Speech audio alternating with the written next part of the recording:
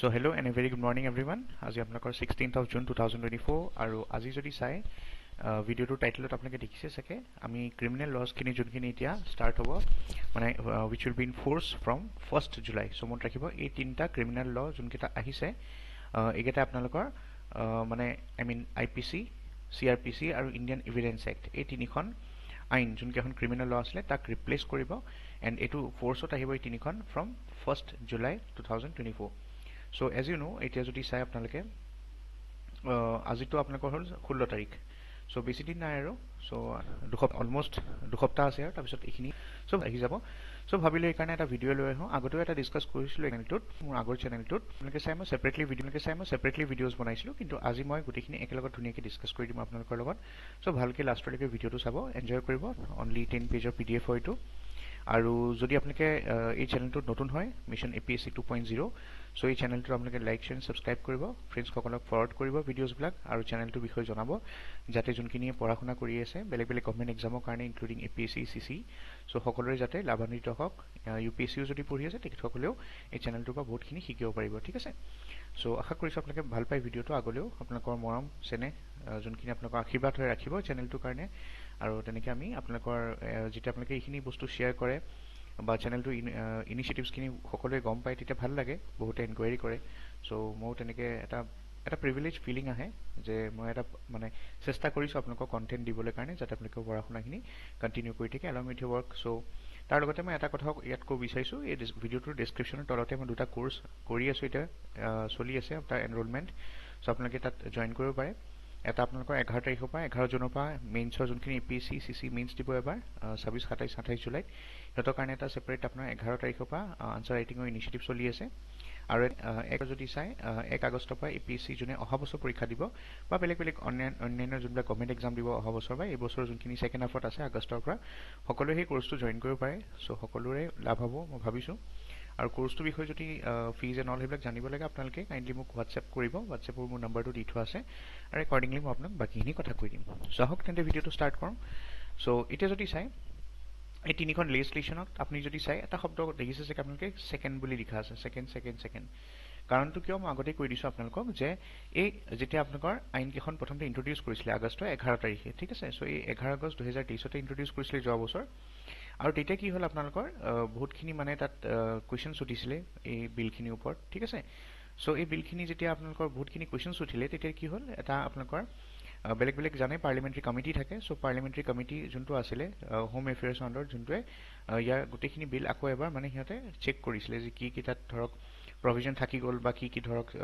Change কৰিব লাগে যোনখিনিৰ ওপৰত অবজেকশ্যন উঠিছে পাৰ্লিমেণ্টত ঠিক আছে সো একৰ্ডিংলি সেইকাৰণে আপোনালোকে যদি চাই যোনখন আপোনাৰ প্ৰথম বিলখন আছিলে সেইকাৰণে মানে ভাৰতীয় ন্যায় সংহিতা বুলি নাম আছিলে ধৰক বা ভাৰতীয় নাগৰিক সুৰক্ষা সংহিতা আছিলে তাৰপিছত ভাৰতীয় সাক্ষ্য সংহিতা আছিলে এনেকুৱা নাম আছিলে প্ৰথমতে সেইকেইটা চেঞ্জ হৈ পেলাই আকৌ যেতিয়া ৰিইন্ট্ৰডিউচ কৰিলে আপোনালোকৰ মানে পাৰ্লিমেণ্টত তেতিয়া ইয়াৰ নামটো সেকেন্ড বুলি দি পেলাই ৰিইন্ট্ৰডিউচ কৰিছিলে একৰ্ডিংলি এখন এতিয়া বিল পাছ হৈ পেলাই এক্ট হ'ল আৰু এইটো ফ'ৰ্চত কেতিয়াবা আহিব ফ্ৰম 1st July 2024 এতিয়া প্ৰথমতে আমি চাওঁ ভাৰতীয় ন্যায় সংহিতা এতিয়া চাওক ভাৰতীয় ন্যায় সংহিতাই কি কৰিব আপোনালোকৰ IPC যোনটো আছিলে ইণ্ডিয়ান পিনেল কোড 1860 তাক ৰিপ্লেচ কৰিছে ঠিক আছে তাৰপিছত ভাৰতীয় নাগৰিক সুৰক্ষা সংহিতা যোনখন আছে সেইখনে CRPC 1973 খন ৰিপ্লেচ কৰিছে আৰু ভাৰতীয় সাক্ষ্য এক্ট এখনে আপোনাৰ ইণ্ডিয়ান এভিডেন্স এক্ট 1872 খন ৰিপ্লেচ কৰিছে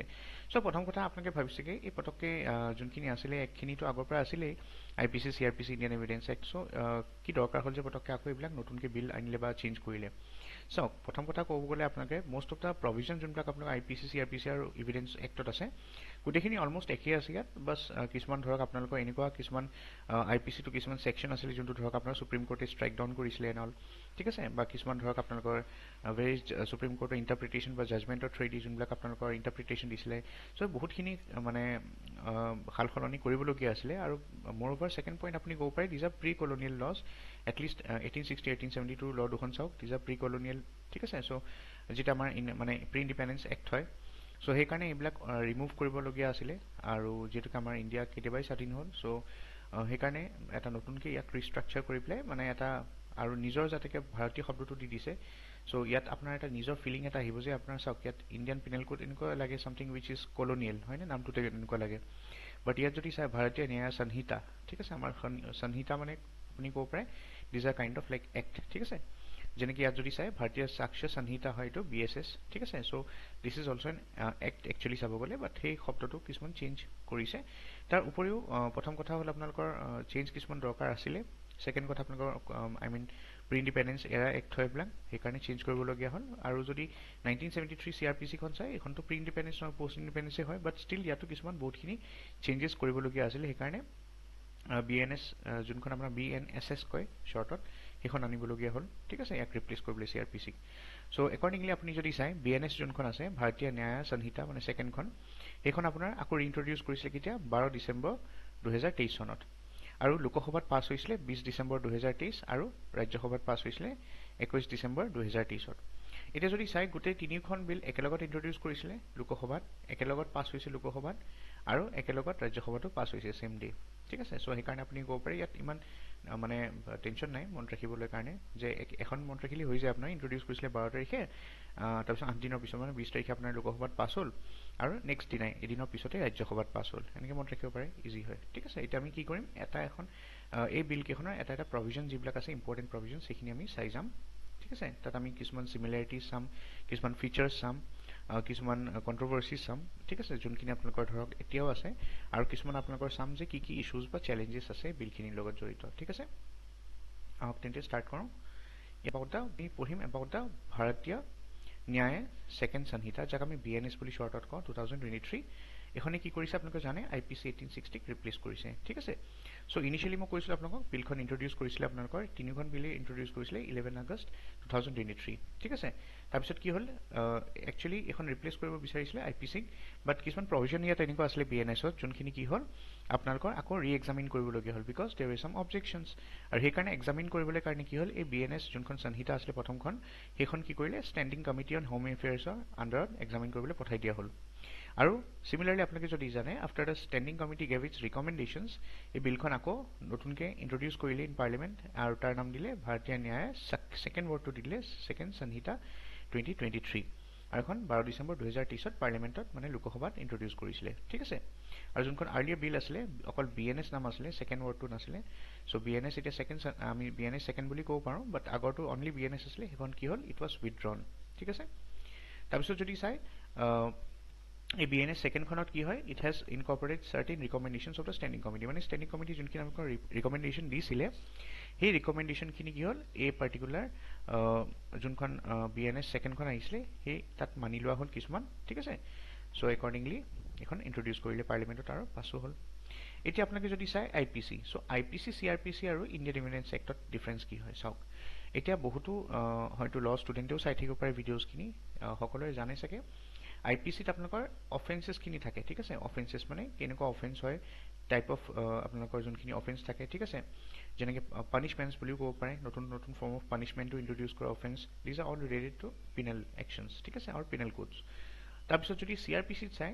CRPC টক্স এবাউট কেনেকৈ প্ৰচেছটো মানে যোনটো আপোনালোকৰ এই অফেন্সৰ কাৰণে যোনটো বা ক্ৰাইম কৰিলে তাৰ কাৰণে what can be the way forward কেনেকৈ কোৰ্টে প্ৰচিডিংছখিনি কেৰি আউট কৰিব ঠিক আছে তাত কেনেকৈ ধৰক আপোনালোকৰ types of I mean arrest কেনেকুৱা টাইপৰ আছে চ' সেইবিলাক বস্তু CRPC থাকে ঠিক আছে কেনেকৈ ডিটেনশ্যন কেনেকৈ হয় এণ্ড অল সেই ৱে এণ্ড আপুনি ক'ব পাৰে it's a kind of way forward for the process আৰু ইণ্ডিয়ান এভিডেন্স এক্ট নামতে গম পাইছে আপোনালোকে ইট ডিলছ উইথ এভিডেন্স যোনটো কোৰ্টত প্ৰডিউচ কৰিব লাগে টু ছাবষ্টেঞ্চিয়েট অৰ ডিফেণ্ড ঠিক আছে চ' প্ৰচিকিউশ্যন আৰু ডিফেন্সৰ মাজত যেতিয়া আপোনালোকৰ তৰ্কাতৰ্কি হয় তেতিয়া আপোনালোকে সেই সাক্ষীবিলাক ইউজ কৰিব পাৰে চ' ইণ্ডিয়ান এভিডেন্স এক্টত সেই সাক্ষীখিনিৰ কথা লিখা আছিল ঠিক আছে এতিয়া আমি BNSত কথা যদি চাওঁ ভাৰতীয় ন্যায় ছেকেণ্ড সংহিতাৰ কথা যদি চাওঁ তাত কিছুমান কি মই হাইলাইটছ লৈ আছোঁ ইয়াত বিলখনৰ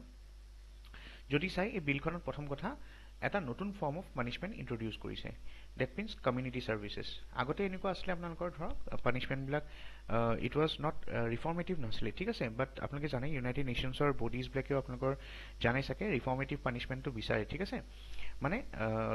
পানিছমেণ্টটো এজ এ মানে কাইণ্ড অফ কমিটমেণ্ট অফ ক্ৰাইমৰ কাৰণে যোনটো পানিছমেণ্ট দিয়ে তাৰ নেচাৰটো সদায় মানে এনেকুৱা হ'ব নালাগে যে লাইক গোটেই লাইফ মানে কি হয় পস্তাৱা হৈ থাকে ঠিক আছে বা দুখত থাকে চ' কিছুমান পানিছমেণ্ট এনেকুৱাও হ'ব লাগে যোনবিলাক কি কৰে সেই মানুহজনৰ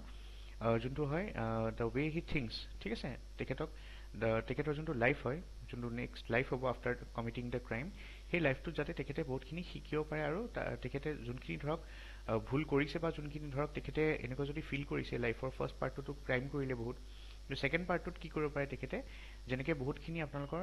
মানে সংশোধন বা যোনখিনি তেখেতৰ ধৰক পশ্চাতাপ হৈছে তাৰ কাৰণে যোনখিনি কিছুমান কাম এনেকুৱা কৰিব পাৰে যোনখিনিৰ কাৰণে কি হয় তেখেতৰ নিজৰো এটা ভাল লাগিব যে মই আগতেতো বেয়া কাম কৰিছিলোঁ, তাৰপিছত এতিয়া মই কি হ'লোঁ, মই ৰিফৰ্ম, মোৰ মাজত ভিতৰত ৰিফৰ্ম আহিলে আৰু সেইকাৰণে মই একৰ্ডিংলি এতিয়া সমাজৰ কাৰণে কাম কৰিছোঁ, কমিউনিটিৰ কাৰণে কাম কৰিব আৰম্ভ কৰিছোঁ, ঠিক আছে। চ' সেইকাৰণে নতুন form of punishment that is community ছাৰ্ভিচখিনি ষ্টাৰ্ট কৰিছে। নেক্সট যদি চাই ইণ্ডিয়ান পিনেল কোডত এটা ছেকশ্যন আছিলে, আমাৰ বহুত কণ্ট্ৰভাৰ্চিয়েল ছেকশ্যন আছিলে 124A which is related to sedition. Sedition মানে দেশ, যোনটো আমি দেশদ্ৰোহ বুলি কওঁ। চ' চিডিশ্যন এতিয়া এইটো একচুৱেলি IPC চাওক আনিছিলে 1860তে। চ' সেইটো সময়ত ব্ৰিটিছাৰ্ছে চিডিশ্যন এক্টটো বহুত ইউজ কৰিছিলে মানুহক জেললৈ নিবলৈ কাৰণে। কোনোবাই যদি গভৰ্ণমেণ্টৰ এগেইনষ্টত কথা কয়, ব্ৰিটিছ গভৰ্ণমেণ্টৰ কথা কয় মানে, তেতিয়া সিহঁতক এৰেষ্ট কৰি পেলাই জেলত ভৰাই দিয়া হৈছিলে। বাট এতিয়া যিহেতুকে আমি ইণ্ডিপেণ্ডেণ্ট হ'লোঁ, আমি এই চিডিশ্যন ৱৰ্ডটো অলপমান ডিগ্ৰেডেৰী হয়, কাৰণ দেশদ্ৰোহ শব্দটো ভাল নালাগে শুনিবলৈ কাৰণে। চ' সেইকাৰণে মানে এই বিলখনত BNS-খনত কি কৰিলে আপোনালোকৰ এই চিডিশ্যন ৱৰ্ডটো উঠাই দিলে। ছেকেণ্ড কথা, দেয়াৰ ৱাজ অলছ' চাম controversy related to fundamental rights, article 19, article 21 আৰু ধৰক IPC ছেকশ্যন 124A মাজত অলপ কণ্ট্ৰভাৰ্চি আছিলে, কাৰণ ফাণ্ডামেণ্টেল ৰাইটছবিলাক কিছুমান ধৰক কিছুমানে কয় আমি ফাণ্ডামেণ্টেল ৰাইটছৰ আণ্ডাৰতে কামখিনি কৰিছোঁ, কিছুমানে বা কিছুমান ধৰক এজেঞ্চি এজনে চিডিশ্যন এণ্ড অল সেইবিলাকৰ লগত ডিল কৰে, সেইবিলাকে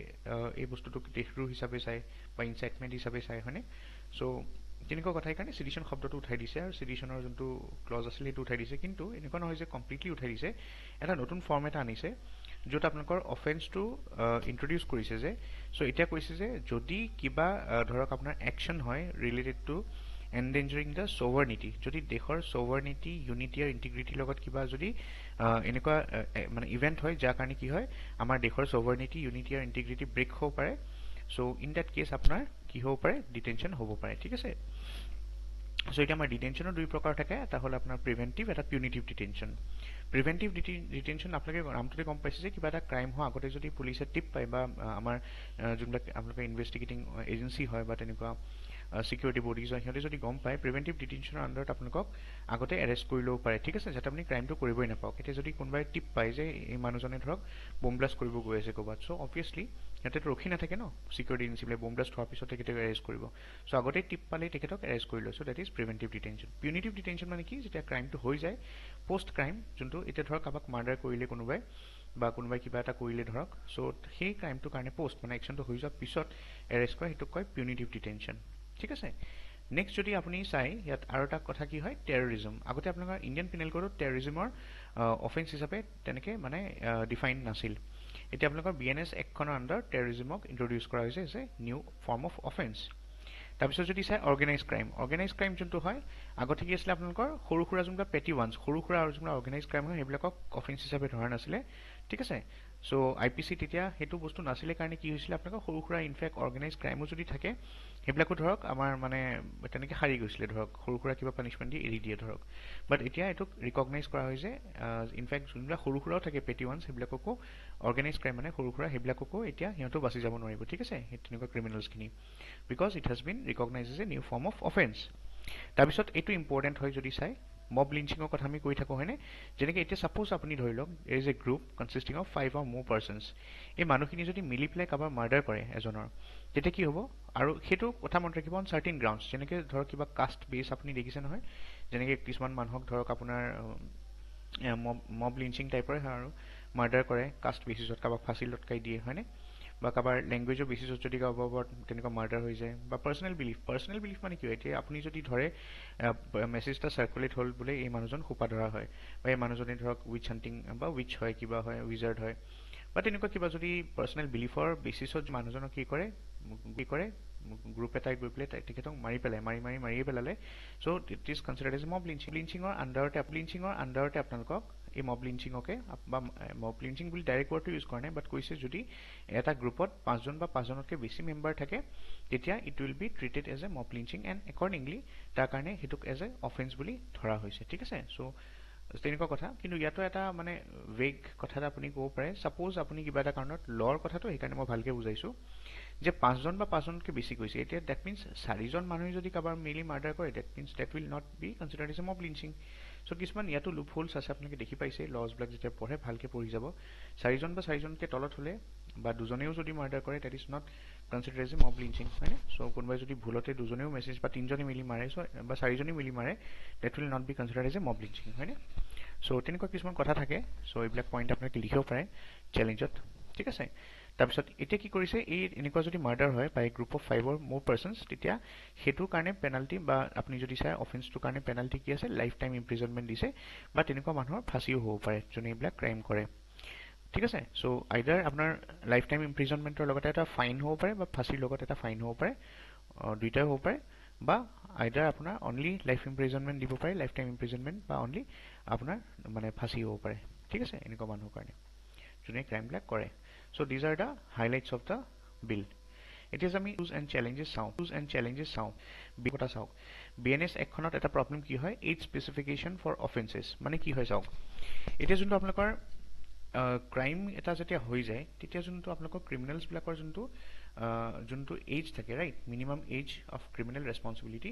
হেতু কি হয় বেলেগ বেলেগ লট বেলেগ বেলেগ এতিয়া দিয়া হৈছে ঠিক আছে সো বেলেগ বেলেগ জুৰিসডিকশন বেলেগ বেলেগ মানে কি এতিয়া একৰ্ডিং টু বিএনএছ আপুনি যদি চাই 7 বছৰ তলত হলে মানে ওপৰত হলে এটো ক্ৰাইম বুলি ধৰা হ'ব কোনোবা এটা চিলড্ৰেন বা সৰু ল'ৰা ছোৱালী 7 বছৰতকৈ যদি তলত হয়তো ক্ৰাইম বুলি ধৰা নহয় 7 বছৰ ওপৰত ধৰা হ'ব বাট বহুতে কৈছে যে এই যোনটো আপোনালোকৰ minimum age of criminal responsibility বিএনএছৰ বিশেষকৈ it is contradicting with the United নেশ্যনৰ যোনটো ৰুল আছে ঠিক আছে সো ইউএনৰ ৰুলৰ মতে কি হয় আপোনালোকৰ এটলিষ্ট 12 বছৰ বা 12 বছৰ ওপৰ হ'ব লাগে তেতিয়াহে ক্ৰাইমটো ক্ৰাইম বুলি ধৰা হ'ব লাগে দ্যাট মিন্স এটা বিএনএছ যেতিয়া 7 বছৰ কৰি দিছে আপুনি এনেকে ভাবিব পাৰে যে 7 বছৰৰ যদি ওপৰত কোনোবাই যদি ল'ৰা ছোৱালীয়ে ক্ৰাইম কৰে কিবা এটা অফেন্স কৰে কাবাৰ এক্সিডেন্টলি মাৰ্ডাৰী হৈ গ'ল সো দ্যাট 7 ইয়াৰ ওল্ড ওপৰ হলেও he will be treated as an adult বুজি পাইছে যে কথাটো সেইকাৰণে এইটো এটা ইস্যু হৈ আছে ইয়াত ঠিক আছে ইউনাইটেড নেশ্যনছে কৈছিলে যে এটলিষ্ট এইটো 7 বছৰ নহয় 12 বছৰ হ'ব লাগে 12 বছৰ ওপৰত কাৰণ কিয় 7 বছৰত একো ল'ৰা ছোৱালী বুজি নাপায় তেনেকুৱা ইমান কগনিটিভ ডেভেলপমেণ্ট নহয় সো এটলিষ্ট 12 বছৰমান বঢ়াই দিব লাগিছিলে বাট এইটো ক্ষেত্ৰত আপুনি যদি চাই লখন অলপ বেছি ষ্ট্ৰিক্ট হয় 7 বছৰ is considered as a minimum age of criminal responsibility ঠিক আছে নেক্সট কথা হ'ল আপোনালোকৰ এজ যোনটো আপোনালোকৰ থ্ৰেশহোল্ড হয় অফ দ্য ভিকটিম এইটো হ'ল আপোনাৰ যোনে ক্ৰাইম কৰে ওপৰৰ পইণ্টটো সেকেন্ড হ'ল যোনজনৰ ওপৰত ক্ৰাইম কৰা হয় ঠিক আছে সো কৈছে যোনবিলাক মানুহৰ ওপৰত ধৰক ক্ৰাইম কৰা হয়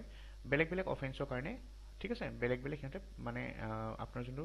যোনখিনি অফেন্স কৰা হয় ঠিক আছে বেলেগ বেলেগ চিলড্ৰেনৰ ওপৰত অফেন্স কৰা হয় এই চিলড্ৰেনবিলাকক যোনবিলাক অফেন্স হয় সেইবিলাকো কি হ'ব অফেন্সখিনি বেলেগ বেলেগ হ'ব বেলেগ বেলেগ কেটেগৰী মানে বেলেগ বেলেগ হ'ব মানে এজ ৱাইজ আপোনাৰ যোনজন ভিকটিম আছে এতিয়া ভিকটিমজন ধৰক আপোনাৰ কি হ'ব পাৰে ধৰক আপোনাৰ 6 বছৰীয়া হ'ব পাৰে তাৰপিছত 6 পৰা 12 বছৰ এটা এজ এনেকে ধৰিব পাৰে 12 পৰা 18 লৈকে এটা এজ ধৰিব পাৰে ঠিক আছে সো এনেকে আপুনি ধৰিব পাৰে সো এটা ধৰক তিনটা ভিকটিমজন এই তিনটা কেটেগৰীৰ কাৰণে হ'ব ন পানিশমেন্ট হ'ব ন 6 ইয়াৰ্ছৰ কাৰণে যোনটো ক্ৰাইম কৰা হয় 6 ইয়াৰ্ছৰ এগেইনষ্টত তেখেতৰ এটা বেলেগ হ'ব ইয়াত এটা বেলেগ হ'ব 6 to 12 ইয়াৰ্ছৰ যদি কোনোবা ভিকটিম থাকে সিহঁতৰ এগেইনষ্টত যোনটো ক্ৰাইম কৰা হয় তাৰ কাৰণে যোনটো আই মিন পানিশমেন্ট হয় এইটো ডিফাৰেণ্ট হ'ব আৰু 12 to 18 ইয়াৰ্ছৰ যোনখিনি এইটো কেটেগৰীত থাকে ভিকটিমছ সিহঁতৰ কাৰণে সিহঁতৰ ওপৰত কৰা যোনটো ক্ৰাইম হয় ঠিক আছে তাৰ পানিশমেন্টটো ইহঁতৰ কাৰণে ডিফাৰেণ্ট হ'ব সো এটা তিনটা এজ কেটেগৰী ধৰক বেলেগ বেলেগ বনাই দিছে সো কিছুমান অসুবিধা হয় যেনেকৈ আপোনালোকে যদি চাই পিছত মই দেখাম আপোনালোকক ৰেপৰ লগত ৰিলেটেড বা তেনেকুৱা সেক্সুৱেল অফেন্সৰ লগত ৰিলেটেড পক্সো এক্ট এখন আছে 2012 তাততো কৈ দিয়া হৈছে যে 18 বছৰ তলৰ গোটেইখিনি চিলড্ৰেন হ'ব বাট ইয়াত কি হৈছে বেলেগ বেলেগ কেটেগৰী বনাই দিয়া হৈছে চিলড্ৰেনৰ ঠিক আছে সেইটো এটা ইস্যু হয় বা চেলেঞ্জ হ'ব পাৰে চেলেঞ্জ বুলি ক'ব পাৰে আপুনি তাৰপিছত আৰু এটা ইয়াত এক্সাম্পল মই দিছোঁ যেনেকৈ penalty for rape and gang rape of women and children are different মানে যদি ৰেপ চাই সো উইমেনৰ কাৰণে ডিফাৰেণ্ট হ'ব চিলড্ৰেনৰ কাৰণে ডিফাৰেণ্ট হ'ব আকৌ গেং ৰেপ যদি চাই উইমেনৰ কাৰণে ডিফাৰেণ্ট হ'ব চিলড্ৰেনৰ কাৰণে ডিফাৰেণ্ট হ'ব মানে যোনবিলাক পেনাল্টি আছে for rape and gang rape for women and children and gang rape ঠিক আছে so they are all different মানে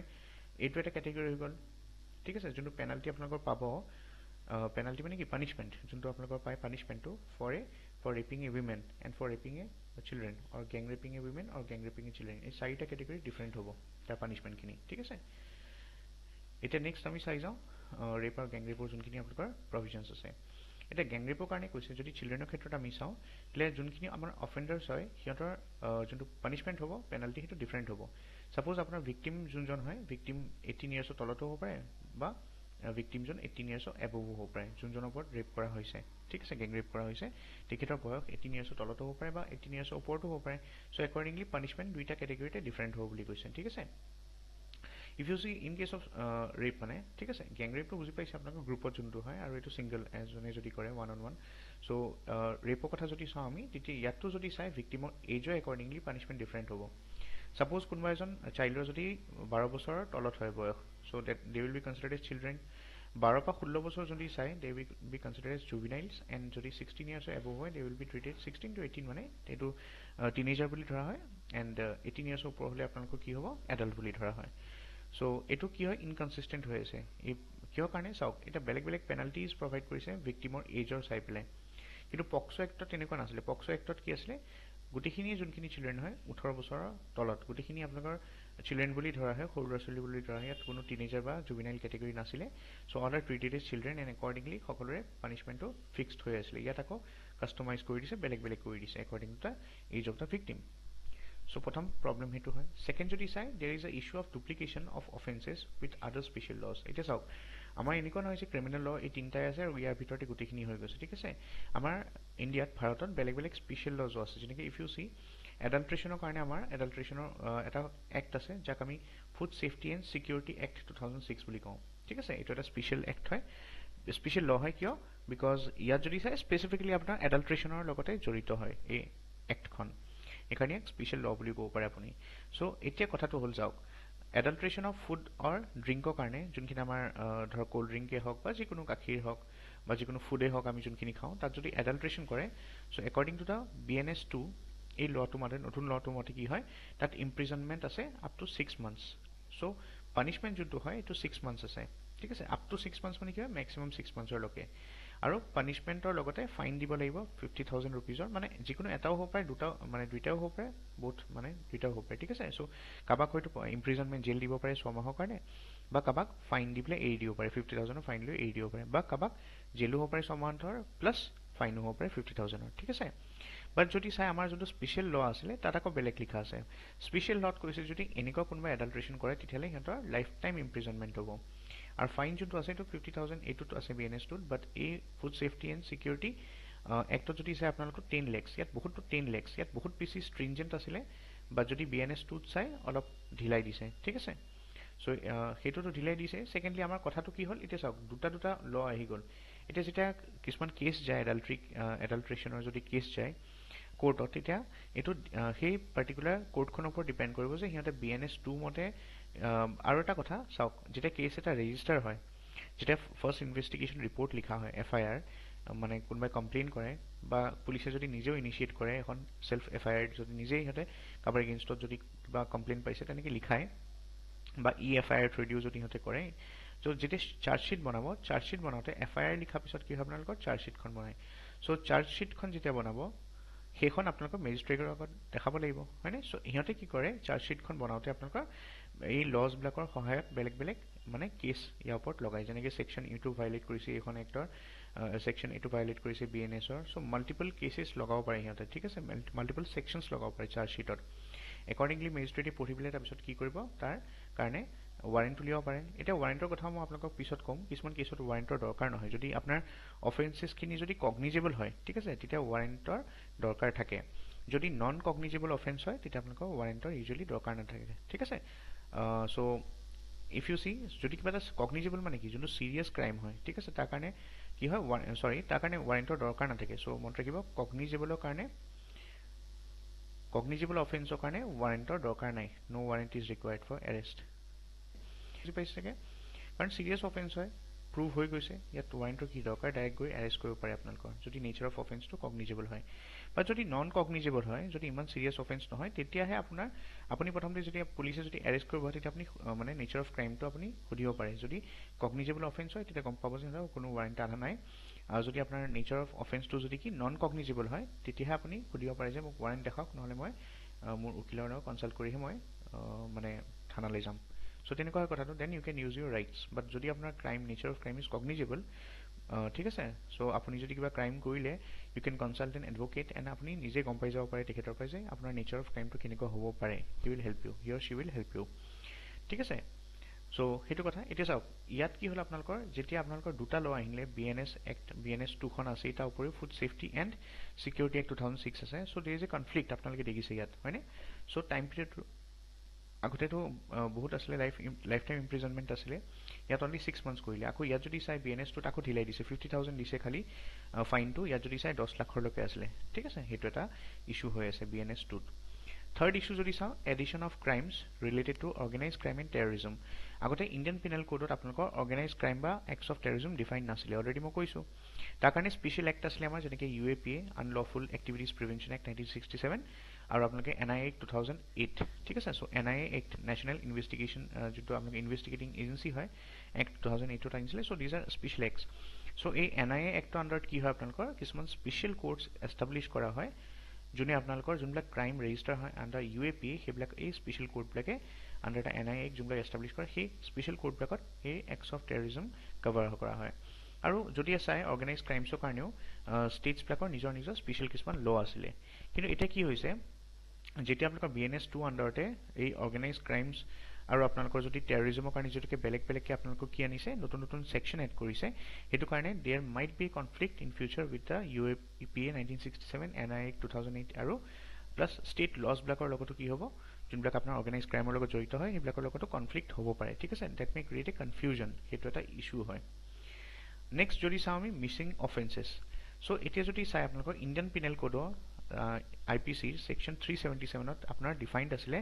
about a forced intercourse with an adult male মন ৰাখিব এইটো নট ফিমেল চাওক এতিয়া আমাৰ জানে আপোনালোকৰ আমাৰ জেনেৰেশ্যন যোনটো হয় বা আমাৰ যোনটো কলি যুগৰ প্ৰভাৱ হয় সেইটোৱে ক'ব পাৰে আপোনালোকে তাৰ কাৰণে আপোনালোকে ইনফেক্ট এডাল্ট মেলো ইয়াত ছেফ নহয় ঠিক আছে চ' ফ'ৰ্চ ইণ্টাৰকোৰ্চো হ'ব পাৰে মেল টু মেল বা ফিমেল টু মেল বা যিকোনো আপোনাৰ হ'ব পাৰে চ' দে মে অলছ' বি ঠিক আছে মেল ৰেপ ঠিক আছে মেল ৰেপ যোনটো হয়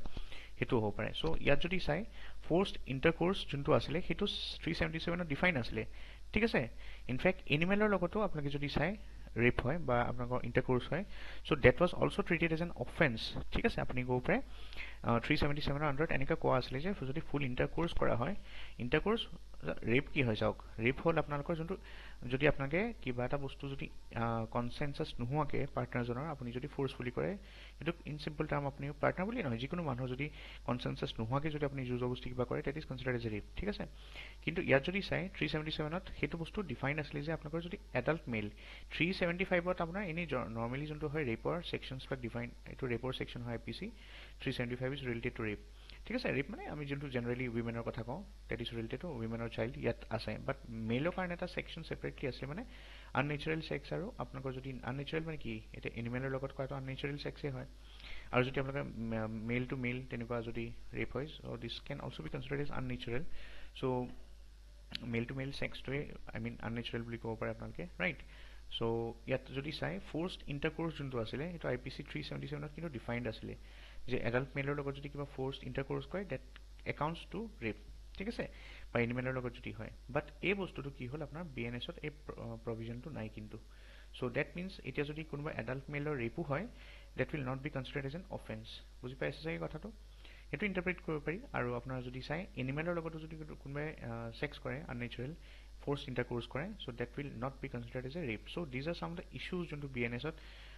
চলি আছে আৰু এতিয়াও সিহঁতে ধৰক যদিও বিলখন পাছ কৰিছে বা ফ'ৰ্চত আহিব চ' যিহেতুকে আপোনালোকে জানেই এই ল'বিলাক কি হয় এমেণ্ডমেণ্ট কৰিব পাৰি চ' ইন ফিউচাৰ হোম মিনিষ্ট্ৰী এইটো বস্তু বহুত চিৰিয়াছলি লৈছে আৰু জানেই এতিয়া আমাৰ যোনটো পাৰ্টিকুলাৰ গভমেণ্ট হয় সিহঁতে চব বস্তুৱে চিৰিয়াছলি লয় চ' একৰ্ডিংলি ইয়াত যদি চাই আপোনালোকৰ এই বস্তুখিনি ষ্টাডি কৰিব আপোনালোকৰ আৰু হয়তো আপোনালোকৰ নেক্সট 6 মান্থছ মানে জুলাই বা ডিচেম্বৰলৈকে যদি হৈ যায় তেতিয়া আই থিংক উইণ্টাৰ ছেশ্যনত আকৌ যদি ইয়াত কিবা কিবি দেখা পায় সিহঁতে কিছুমান প্ৰব্লেমছ আছে বিলখনত তেতিয়া এক্টখনত তেতিয়া আকৌ এমেণ্ডমেণ্ট কৰি পেলাই ইয়াত চেঞ্জ কৰিব পাৰে হয়নে নতুন প্ৰভিজনছ ইণ্ট্ৰডিউচ কৰিব পাৰে বাট এতিয়া বৰ্তমান সিহঁতে কৰা নাই ঠিক আছে এইখন আমাৰ হ'ল BNS ডেট ইজ ভাৰতীয় যোনখন আমাৰ ন্যায় সংহিতা আছিলে BNS ছেকেণ্ড যোনটোৱে IPC 1860ক ৰিপ্লেচ কৰিব এতিয়া আমি নেক্সটখন যদি চাওঁ this is the BNSS second so' Bharatiya Nagarik সুৰক্ষা ঠিক আছে BNS মানে কি হয় ভাৰতীয় নাগৰিক সুৰক্ষা আৰু S মানে সংহিতা ছেকেণ্ড বিকজ এই ছেইম বস্তুটো আগৰখন যেনেকৈ আমি পঢ়িছিলোঁ যে ফাৰ্ষ্টখন যেতিয়া ইণ্ট্ৰডিউচ কৰিছিলে 11 জুলাইত সেইখন কি হ'ল কিছুমান 11 আগষ্টত তেতিয়া কিছুমান প্ৰব্লেম হৈছিলে আৰু তাৰপিছতে এইখিনি বস্তু আকৌ কমিটি যোনটো হয় ষ্টেণ্ডিং কমিটি হোম এফেয়াৰ্ছত তাত পঠালে আৰু একৰ্ডিংলি ষ্টাডি কৰাৰ পিছত সিহঁতে গম পালে যে ইয়াত কিছুমান অসুবিধা আছে চ' একৰ্ডিংলি সিহঁতে আকৌ ডিচেম্বৰ যেতিয়া ইণ্ট্ৰডিউচ কৰিলে 12 ডিচেম্বৰ তেতিয়া কি কৰিলে দে হেড লাইক ইউ কেন চে দে হেড ৰিইণ্ট্ৰডিউচ দ্য বিল ঠিক আছে ইন দ্য লোকসভা এটা BNSS খনে কি কৰিব, it will replace the CRPC। CRPC কি হয় আপোনালোকৰ ক্ৰিমিনেল প্ৰচিডিউৰ কোড, ঠিক আছে। এতিয়া চাওক লত আপোনালোকে যদি জানে আমি ক্ৰিমিনেল লৰ কথা পঢ়ি আছো, ঠিক আছে। Indian evidence of CRPC IPC বিলাক ক্ৰিমিনেল ল হয়। আৰু সিভিল ল এটাও আছে CPC বুলি কয়, কোড অফ সিভিল প্ৰচিডিউৰ, ঠিক আছে। এইটো এটা বেলেগ ল হয়, মনত ৰাখিব। এইটো সিভিল লৰ লগত বা সিভিল কেसेছ বিলাকৰ লগত জড়িত হয়। আমি ক্ৰিমিনেল লজ বিলাকৰ কথা পঢ়ি আছো, এইকাৰণে CRPC মানে হ'ল আপোনালোকৰ CR মানে হ'ল ক্ৰিমিনেল কোড অফ প্ৰচিডিউৰ, ঠিক আছে। এইটো কি বুলি পঢ়ে, criminal code of criminal procedure বুলি ক'ব পাৰে আপোনালোকে, ঠিক আছে। 1973 আহিছিলে। আৰু CPC হ'ল আপোনালোকৰ সিভিল প্ৰচিডিউৰ কোড, এইটো সিভিল লজৰ লগত জড়িত। So criminal code of criminal procedure কথা যদি চাওঁ 1973 আহিছিলে। হাইলাইটছখিনি চাই লওঁ প্ৰথমতে। চাওক প্ৰথম কথা আপোনালোকে গম পাইছে এইখনে CRPC ক ৰিপ্লেচ কৰিব। তাৰপিছত এই নাগৰিক সুৰক্ষাই ক্ৰিমিনেল প্ৰচিডিউৰ এনেকে মনত ৰাখিব পাৰে, নাগৰিক সুৰক্ষা is related to criminal procedure. তাৰপিছত এই CRPC কি কৰিব, CRPC মই অলৰেডি কৈছিলোঁ, it gives the way forward for process, entire process of investigation, arrest, prosecution, bail etcetera, গোটেইখিনি বস্তু, ঠিক আছে। IPCত কি থাকে আপোনালোকৰ, যোনটো আপোনালোকৰ ক্ৰাইম থাকে, I mean the type of crime, nature of crime, ঠিক আছে। সেইবিলাক থাকে আপোনালোকৰ, যে কেনেকুৱা কি বস্তু ক্ৰাইম হয়, সেইবিলাক বস্তু থাকে। ইয়াত আপোনাৰ থাকিব যোনটো আপোনাৰ প্ৰচেছ হয়, কেনেকৈ এৰেষ্ট কৰিব লাগে, কেনেকৈ প্ৰচিকিউট কৰিব লাগে, কেনেকৈ বেইলৰ কাৰণে এপিল কৰিব পাৰি, সেইবিলাক থাকে, ঠিক আছে। চ' এতিয়া BNSS যোনখন হয়, ইহঁতে এই CRPC ক ৰিপ্লেচ কৰিছে। এতিয়া আমি চাই যাওঁ হাইলাইটছখিনি। প্ৰথম কথা কি চাওক, BNSSত আগতে কি আছিলে, যোনটো আপোনালোকৰ অফেন্সেছ থাকে, ক্ৰিমিনেল অফেন্স থাকে, বা আই মিন তাৰ লগত জড়িত যোনবিলাক পানিছমেণ্ট থাকে, যদি পানিছমেণ্টটো 7 বছৰ বা 7 বছৰতকৈ ওপৰত হয়, তেতিয়া ইউজুৱেলি কি আছিলে আপোনালোকৰ, তেনেকুৱা কোনো মেণ্ডেটৰী ফৰেনচিক ইনভেষ্টিগেশ্যন নাছিলে। কিন্তু এতিয়া এইটো নিয়ম কৰিছে, ছাপ'জ কোনোবা এজন মানুহ যদি আপোনালোকৰ 7 বছৰৰ ওপৰ ইমপ্ৰিজনমেণ্ট পায়, 7 বছৰ বা 7 বছৰৰ ওপৰত, ঠিক আছে, কিবা এটা ক্ৰাইম কৰাৰ কাৰণে, তেতিয়া তেখেতৰ যোনটো কেছ হ'ব, it will be investigated by a forensic team, ঠিক আছে। এটা ফৰেনচিক ইনভেষ্টিগেশ্যন কৰা হ'ব, তাত ফৰেনচিক এক্সপাৰ্ট থাকিব, যোনে সিহঁতে আকৌ ক্ৰাইম চিনটোত যাব আৰু তাত কিছুমান ফৰেনচিক এভিডেন্স কালেক্ট কৰিব, ঠিক আছে। আৰু কেছটো আকৌ যদি খুলিব বিচাৰে, আই মিন লিটিগেন্সে, চ' একৰ্ডিংলি সিহঁতে সেই প্ৰচেছটো আকৌ ৰিইনিচিয়েট কৰিব পাৰে, যাতে they can appeal in the court again, যাতে জাষ্টিছ এনেকুৱা নহয় যে তেখেত জেল 7 বছৰ সোমাই গ'ল কাৰণে কেছটো ক্ল'জ কৰি দিলোঁ, তেনেকুৱা নহয়। ফৰেনচিক টিম দিব লাগে, কাৰণ কিয় 7 বছৰ ওপৰ বা তেনেকুৱা পানিছমেণ্ট 10 বছৰ যদি হয়, বহুত বেছি হয়, চ' মানুহজনৰ গোটেই লাইফ শেষ হৈ যাব পাৰে, হয়নে। চ' সেইকাৰণে এই বস্তুটো প্ৰভিজন ৰাখি দিছে, ছফ্ট কৰ্নাৰ এটা আপুনি ক'ব পাৰে, ছফ্ট প্ৰভিজন এটা, যাতে তেখেতে মানে এটা আমি যাতে কেছটো বন্ধ হৈ নাযাওক, ঠিক আছে। সেইটো ছেকেণ্ড, যদি এনকুৱাইৰিজ এণ্ড পাই যোনবিলাক হয় হেল্ড ইন ইলেক্ট্ৰনিক মোড। এতিয়া দেখিছেনে বস্তুটো, ইলেক্ট্ৰনিক মোড মানে যোনবিলাক ট্ৰায়েল হয়, ঠিক আছে, বা প্ৰচিডিংছ ইলেক্ট্ৰনিক মোড, এইবিলাক ইলেক্ট্ৰনিক মোডতো কৰিব পাৰি। আপোনালোকৰ ইলেক্ট্ৰনিক কমিউনিকেশ্যন ডিভাইচেছ ইউজ কৰিব পাৰি, which may contain and they will be allowed for investigation, inquiry and trial. So' এতিয়া যদি কোনোবাই ধৰক ফিজিকেলি থানাত আহিব নিবিচাৰে, ঠিক আছে, কিবা ইনভেষ্টিগেশ্যন বা আপোনালোকৰ ইনকুৱাৰী বা ট্ৰায়েলৰ কাৰণে যদি কোৰ্টত আহিব নিবিচাৰে, so' they can give their digital evidence recorded ফৰ্মেটতো তেনেকৈ ৰেকৰ্ড কৰি দি দিব পাৰে। চ' এটা ধুনীয়া প্ৰভিজন কৰিছে। সকলোৱে ধৰক নহ'লে কি কোৰ্টলৈ গৈ থাকিব লাগে, দুদিনৰ মূৰে মূৰে চাকৰি বাকৰি এৰি পেলাই, ছুটি লৈ পেলাই, আৰু বহুতখিনি অসুবিধা হয় ধৰক ট্ৰায়েলছৰ কাৰণে। চ' কালেক্ট কৰাও দিগদাৰী হয়। চ' এতিয়া ট্ৰায়েলবিলাক যোনবিলাক হয়, ডিজিটেল মোডতো এভিডেন্স হিচাপে ইউজ কৰিব পাৰি, আৰু এইখিনি বস্তু আপোনালোকে ডাইৰেক্ট পঠাই দিব পাৰে, ঠিক আছে। নিজে ৰেকৰ্ড কৰি তেনেকৈ দি দিব পাৰে নিজৰ ষ্টেটমেণ্ট, তেনেকুৱা কথা। তাৰপিছত ইফ এ প্ৰক্লেইম অফেণ্ডাৰ হেজ এবস্কণ্ডেড, মানে যদি এজন ধৰক মানে কোনোবা এজন মানুহ ধৰক একিউজ হৈছে, এণ্ড তেখেতক ধৰক অনাৰেবল কোৰ্টে অফেণ্ডাৰ হিচাপে ঘোষিত মানে ডিক্লেয়াৰ কৰিলে, আৰু যদি আছে, ঠিক আছে, পলায়ন কৰিছে, এবস্কণ্ডেড মানে কি পলাই যোৱা, টু ইভেড ট্ৰায়েল, ঠিক আছে, ট্ৰায়েল ইভেড কৰিবলৈ কাৰণে যদি তেখেত পলালে, চ' এতিয়া there is no' immediate prospect of arresting him, ঠিক আছে। আৰু যদি মানে কৈছে যদি তেখেত পলালে, ট্ৰায়েলটো নাই মানে কোৰ্টত প্ৰেজেণ্ট নহ'ল, তেখেত পলাই আছে, এবস্কণ্ডিং হৈ আছে, আৰু তেখেতৰ যদি আপোনালোকে যদি ধৰক এতিয়া ইমিডিয়েটলি পুলিচে যদি দেখিছে যে কোনো আশা নাই তেখেতক এৰেষ্ট কৰা, ক'ত পলালে ধৰক ট্ৰেচ কৰিব পৰা নাই, তেতিয়াহ'লে trial can be conducted and judgment can be pronounced in his or her absence. বুজি পাইছেকে? ইনফেক্ট সেই অফেণ্ডাৰজন যেতিয়া মানে এজন মানুহ যেতিয়া অফেণ্ডাৰ হিচাপে ঘোষিত হ'ল আৰু তেখেতে পলায়ন কৰিছে, ঠিক আছে, তেখেতৰ ধৰক ট্ৰায়েল দিয়া কথা আছিলে যোনদিনাখন, ঠিক আছে, ট্ৰায়েল মানে কি আপোনাৰ ছাপ'জ কেছটো যেতিয়া ধৰক অ'পেন হ'ব, ষ্টাৰ্ট হ'ব, গোটেইখিনি প্ৰচেছ চলিব, তাৰ আগতে ধৰক তেখেত পলায়ন কৰিছিলে। চ' আগতে এনেকুৱা আছিলে যে মানুহজন নধৰালৈকে কি হয়, আকৌ এই কেছটো ধৰক ৰান নহয়, তো মানে পষ্টপন কৰি থাকে, ঠিক আছে। এতিয়া এনেকুৱা ছিষ্টেম কৰিছে যে সেই মানুহজন প্ৰেজেণ্ট এবচেঞ্চ তেখেতৰ এবচেঞ্চতো এই প্ৰচিডিংখিনি হ'ব, ট্ৰায়েল কণ্ডাক্ট কৰা হ'ব আৰু জাজমেণ্টটো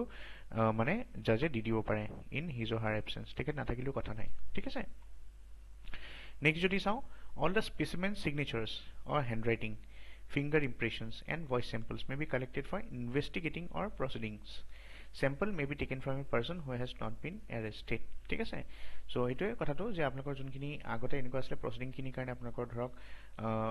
ধৰক ডিজিটেল মোডটো ইউজ কৰা নাছিলে, এতিয়া যদি চাওঁ আমি ভাল কৰিছেতো যে BNSS এক্টখনৰ আণ্ডাৰত আপোনালোকৰ ডিজিটেল যোনটো আপোনালোকৰ জুডিচিয়াৰী যোনটো ডিজিটাইজেশ্যনৰ যোনটো ৰোল হয় এইটো আমি দেখা পাইছোঁ বহুত বেছি ইয়াত ইনভলভ হৈছে, ঠিক আছে। এতিয়া কি ইছ্যুজ কি আছে ইয়াত, কিন্তু কিছুমানটো কি ইছ্যুজ থাকিবই। চ' ন' law is free of loops, হয়নে? কিছুমান সৰু সুৰা হ'লেও কিছুমান ভুল থাকি যায় বা কিছুমান তেনেকৈতো মানুহে শিকে ন। এতিয়া লছবিলাক যেতিয়া বনায় তেতিয়া কিছুমান সৰু সুৰা ধৰক মিষ্টেকছ হ'ব, এইবিলাক এমেণ্ড কৰি ঠিক কৰিব, according to the need of the situation change কৰিব, এমেণ্ড কৰিব, ঠিক আছে। এতিয়া BNSS 2 আণ্ডাৰত কি হৈছিলে চাওক, এতিয়া চাওক আগতে আপোনালোকৰ যোনটো CRPC আছিলে তাৰ আণ্ডাৰত কি আছিলে আপোনালোকৰ ইনিচিয়েলি যদি আপোনালোকে চাই যেতিয়া আপোনালোকৰ এৰেষ্ট হয় তেতিয়া 15 days জুডিচিয়েল কাষ্টডিত থাকিব লাগে, মানে যেতিয়া প্ৰথমতে তেখেতক এৰেষ্ট কৰে পাৰ্চনজনক তেতিয়া 24 ঘণ্টাৰ ভিতৰত তেখেতৰ he or she has to be presented before a court. তাতো কিছুমান এক্সেপশ্যন আছিলে, যদি কিবা হলিডে এণ্ড অল সেইবিলাক থাকে তেতিয়া পষ্টপ'ন হ'ব পাৰে, ঠিক আছে। চ' যোনটো এৰেষ্টৰ টাইম থাকেতো বহুত ইম্পৰ্টেণ্ট হয়। যদি এতিয়া যেনেকৈ শনিবাৰে যদি তেখেতক এৰেষ্ট কৰে ধৰক সন্ধিয়া 5টা বজাত, তেতিয়া পিছদিনাখন 10টা বজাততো কোৰ্টত প্ৰেজেণ্ট কৰিব নোৱাৰিব কাৰণ ছানডে হয়, কোৰ্ট বন্ধ থাকে, তেতিয়া আৰু এদিন এক্সট্ৰা পাই গ'ল ধৰক পুলিচ কাষ্টডিত ৰাখিবলৈ কাৰণে, ঠিক আছে। চ' তেনেকৈ যদি চাই অভাৰঅল মানে আপুনি প্ৰথম ইনিচিয়েল 15 দিনলৈকে পুলিচ কাষ্টডিত ৰাখিব পাৰে যেতিয়ালৈকে কেছটো ধৰক চলি থাকে। ইনিচিয়েলি আপোনালোকৰ মেজিষ্ট্ৰেট আগত কেছটো যাব, কাষ্টডিত যাব, ঠিক আছে। তাৰপিছত জুডিচিয়েল কাষ্টডিলৈ পঠোৱা হয়। বাট এতিয়া কি কৰিছে চাওক, এতিয়া কথাটো হ'ল যে যদি আগতে এই 15 দিন একেলগত ৰাখিব লাগিছিল, ঠিক আছে, এনেকুৱা আছিলে। এতিয়া এই BNSS এক্টখনৰ আণ্ডাৰত কি কৰিছে আপোনালোকৰ এই 15 ডেজৰ যোনটো সময় হয় এইটো ভাঙি দিব পাৰি, মানে কি আগতে আপুনি একেথিৰে 2 সপ্তাহ ধৰক 15 ডেজ একেলগত ৰাখি দিব পাৰে পুলিচ কাষ্টডিত, ঠিক আছে। বাট এতিয়া কি কৰিছে আপোনালোকৰ পুলিচ কাষ্টডিৰ পাৰ্ট এতিয়া ধৰক প্ৰথম 15 দিনৰ ধৰক 2 দিন ৰাখিলে পুলিচ, এতিয়া ধৰক আকৌ জুডিচিয়েল কাষ্টডিত 2 দিন থাকিলে, ঠিক আছে, এইটো পুলিচ কাষ্টডি হয়। জুডিচিয়েল কাষ্টডিত ধৰক আকৌ 2 দিন থাকিলে, আকৌ ধৰক 7 দিনৰ কাৰণে পুলিচ কাষ্টডিত লৈ গ'ল, মাজতে কেছটো চলি আছে দেই, আকৌ ধৰক 7 দিনৰ মাজত ধৰক তেখেতৰ জুডিচিয়েল কাষ্টডি আছে, আকৌ কেইদিনমানৰ কাৰণে তেখেতে এনেকৈ হৈ থাকিলে কি হ'ব, যিমানবাৰ পুলিচ কাষ্টডিত যায় তেখেতে বেইলটো এপিল কৰিব নোৱাৰিব, এপ্লাই কৰিব নোৱাৰিব। চ' ডেট মিনছ আপুনি ক'ব পাৰে যোনটো ডিনায়েল অফ বেইল হয় তাৰ টাইমটো বাঢ়ি যাব, ঠিক আছে। আগতে এনেকুৱা আছিলে যে 15 দিনৰ পিছত তেখেতে বেইল পোৱাৰ এটা চান্স আছিলে জুডিচিয়েল কাষ্টডিত যাওঁতে, বাট পুলিচ কাষ্টডিত যাওঁতে আপোনাৰ কি বেইল নাপাব। চ' দিছ ইজ দ্য ৰিজন আপুনি ক'ব পাৰে যে পুলিচ কাষ্টডিত যোৱাৰ কাৰণে, আৰু যিহেতুকে এইটো মানে এৰেষ্টটো কি হৈছে পাৰ্টছত টুকুৰা টুকুৰকৈ এৰেষ্ট কৰিব পাৰি তেনেকুৱা কৰি দিছে, সেইকাৰণে কি কৰিছে এতিয়া আপুনি যদি চাই ডেট পাৰ্চন যদি তেখেত এৰেষ্টটো হয় তেখেতে মানে বেইল পাব বা বেইল এপ্লাই কৰিব নোৱাৰিব, ঠিক আছে। নেক্সট যদি চাওঁ আমি, the power to attach property from proceeds of crime does not have safeguards provide in the prevention of money laundering act. এতিয়া চাওক prevention of money laundering act 2002 আপোনালোকে জানে এক্টখনৰ কথা। এই এক্টখনৰ আণ্ডাৰত কি হৈছিলে আপোনালোকৰ যোনবিলাক আপোনালোকৰ যিকোনো কিবা কিবি যদি ক্ৰাইম হয় তেতিয়া এনেকুৱা কিছুমান প্ৰভিজন আছিলে যে আপোনালোকৰ কিছুমান পাৰ্টিকুলাৰ মানে প্ৰভিজন আছিলে যে কিছুমান স্পেচিয়েল ক্ষেত্ৰতে আপুনি মানে প্ৰপাৰ্টিখিনি এটাচ কৰিব পাৰে, ঠিক আছে, মুভেবল হওক নন মুভেবল হওক আনমুভেবল হওক সেইবিলাক প্ৰপাৰ্টি আপুনি মানে কব্জা কৰিব পাৰে, ঠিক আছে, ইনভেষ্টিগেটিং এজেঞ্চি। বাট BNSত কোনো তেনেকুৱা প্ৰভিজন নাই। যদি কোনোবা ক্ৰিমিনেল এজনে কিবা ধৰক ফাইনেন্সিয়েল অফেন্স কৰিছে তেতিয়া তেখেতৰ যোনটো প্ৰপাৰ্টি হয় it can be directly attached, ঠিক আছে, মানে সেইটো জব্দ কৰি ল'ব পাৰে। নেক্সট যদি চাওঁ, CRPC provides for bail for an accused who has been detained for half the maximum imprisonment for the offense. এতিয়া CRPCত এনেকুৱা প্ৰভিজন আছিলে, ছাপ'জ এজন মানুহে যদি 8 বছৰৰ জেল পাইছে ধৰক, ঠিক আছে, চ' 8 yearsৰ জেল যদি পাইছে তেখেতে যদি 4 years জেলত থকা হয় তাৰপিছত হি or Shi can apply for bail, ঠিক আছে, এইটো নিয়ম আছিলে আগতে। বাট এতিয়া BNS 2টো গোটেইখিনি বস্তু একেই আছে, কিন্তু এটা ইয়াত নতুন নিয়ম বনাইছে BNSS 2ত যে যদি সেই মানুহজনে মাল্টিপল চাৰ্জেছ তেখেতৰ নামত আছে ধৰক, ঠিক আছে, if that person is fetching multiple charges তেতিয়া কি হ'ব আপোনালোকৰ তেতিয়া আপোনালোকে যদিও আপুনি 4 বছৰ মানে আধা টাৰ্মটো কমপ্লিট কৰিলে ষ্টিল আপুনি বেইল নাপাব, ঠিক আছে। ডেট মিনছ মাল্টিপল চাৰ্জ থকা মানুহখিনিয়ে বেইলেই নাপাব, এনেকৈ ক'ব পাৰে আপুনি, ঠিক আছে। নেক্সট যদি চাওঁ আমি আৰু এটা প্ৰভিজন আছে ইয়াত যে হেণ্ডকাফ ইউজ কৰা। সো সুপ্ৰিম কোৰ্টে কৈছিলে যে হেণ্ডকাফ যোনবিলাক হয় এইটো একচুৱেলি ইউজ কৰিব নালাগে এৰেষ্ট এণ্ড ডিটেনশ্যনৰ ক্ষেত্ৰত ঠিক আছে স্পেচিয়েল কেছত বেলেগ কথা হয় একদম এক্সট্ৰিম স্পেচিয়েল কেছত সেইটোতো ঠিক আছে মানে ৰিটেন মানে সেই দিব লাগিব পুলিচেও যে হেণ্ডকাফ ইউজ কৰিব দৰকাৰী আছে মানে দৰকাৰ আছে আমাক কিন্তু ইয়াত যদি চাই BNSS 2 যদি চাই use of handcuff is permitted in a range of cases ঠিক আছে ইনক্লুডিং অৰ্গেনাইজ ক্ৰাইম এনেকুৱা নিয়ম বনাই দিলে যোনবিলাক অৰ্গেনাইজ ক্ৰাইমত যোনবিলাক ক্ৰিমিনেলছ হয় সিহঁতে যোনবিলাক একিউজড হৈছে সিহঁতক এগেইনষ্টত হেণ্ডকাফ ইউজ কৰিব পাৰি ঠিক আছে নেক্সট BNSS 2 কি কৰিছে retains the provisions of CRPC related to maintenance of public order মানে CRPC যোনখিনি প্ৰভিজন আছিলে for maintenance of public order তাৰ গোটেইখিনি বস্তুৱে ৰাখি থৈছে ঠিক আছে So next যদি চাওঁ আমি recommendations of high level committee on changes to the CRPC such as reforms in sentencing guidelines and codifying rights of the accused have been not cooperated এতিয়া মানে কি কৈছে হাই লেভেল কমিটি যোনবিলাক আছে আপোনালোকে যোনে CRPC যেতিয়া চাওক লটো চলি আছিলে তেতিয়াও তাৰ CRPC লটো ষ্টাডি কৰিবলৈ কাৰণে কিছুমান হাই লেভেল কমিটি বনাইছিলে কাৰণ CRPC টো কিছুমান ধৰক প্ৰবলেমছ আছে ৰিফৰ্মৰ দৰকাৰ আছিলে আৰু সেই হাই লেভেল কমিটিজ বিলাকে কিছুমান ৰিফৰ্মছ মানে আনিব গৈছিলে CRPC যেনেকে সেন্টেন্সিং যোনবিলাক হয় তাৰ ওপৰত কিছুমান গাইডলাইন স্পেচিয়েলি বনাব গৈছিলে আৰু যোনবিলাক আপোনাৰ একিউজড হয় সিহঁতৰ ৰাইটছখিনি ঠিক আছে ৰাইট টু ফাণ্ডামেণ্টেল ৰাইটে হওক বা যিকোনো ৰাইটছে হওক সেইবিলাকো কোডিফাই কৰা কথা গৈ আছিলে কিন্তু BNSS 2 যদি চাই একো কোডিফাই নকৰিলে যেনেকে CRPC আছে সেইখিনি ৰাখি থৈ দিলে চ' হাই লেভেল যে কমিটি ষ্টাডি কৰিলে ইমানখিনি বস্তু মানে হেয়া কৰিছিলে আপোনাক ধৰক আপুনি ক'ব পাৰে যে এইখিনি ৰিকমেণ্ড কৰিছিলে যিখিনি কৰিব লাগে সেন্টেন্সিং গাইডলাইনছ বনাব লাগে কোডিফাই কৰিব লাগে আপোনাৰ একিউজডৰ ৰাইটছখিনি সেই বস্তুখিনি কি হ'ল BNSS 2ত ইনকৰ্পৰেট কৰা নহ'ল কিন্তু ঠিক আছে এতিয়া BNSS 2ৰ কিছুমান মই কি ফিচাৰ্ছ ইয়াত লৈ আহিছোঁ আপুনি যদি চাই ইয়াত চাওক প্ৰথমটো হ'ল সেপাৰেশ্যন অফ অফেন্সেছ CRPCয়ে কি কৰিছে অফেন্সেছবিলাকক দুটা কেটেগৰীত ক্লাছিফাই কৰিছে তাক কি কগনিজেবল কয় এটা নন কগনিজেবল অলৰেডি মই বুজাইছোঁ এইটো কগনিজেবল অফেন্স সেইবিলাক হয় য'ত আপোনাৰ এৰেষ্ট কৰিব পাৰে আৰু তাত কোনো ৱাৰেণ্টৰ দৰকাৰ নহয় ঠিক আছে আৰু নন কগনিজেবল অফেন্সেছ কি হয় ইট ৰিকুৱায়াৰ্ছ এ ৱাৰেণ্ট ঠিক আছে চ' নন কগনিজেবল অফেন্স সেইবিলাক হয় ছাপ'জ এতিয়া ধৰক কোনোবা এজন ভিক্টিম বা থাৰ্ড পাৰ্টিয়ে যদি কিবা এটা কমপ্লেইন কৰিছে তেতিয়া সেই অফেন্সেছবিলাকত কি হ'ব এটা ৱাৰেণ্টৰ দৰকাৰ হ'ব ঠিক আছে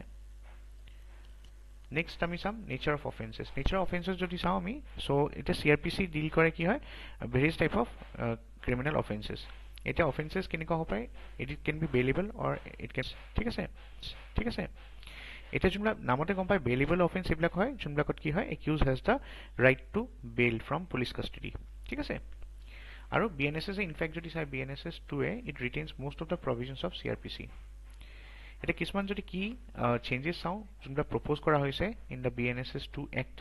তাত যদি চাই প্ৰথমতে হ'ল ডিটেনশ্যন অফ আণ্ডাৰ ট্ৰায়েলছ মই অলৰেডি এইটো কৈছিলোঁ আপোনালোকক হয়নে যোনটো হাফ দ্য মেক্সিমাম পিৰিয়ড হয়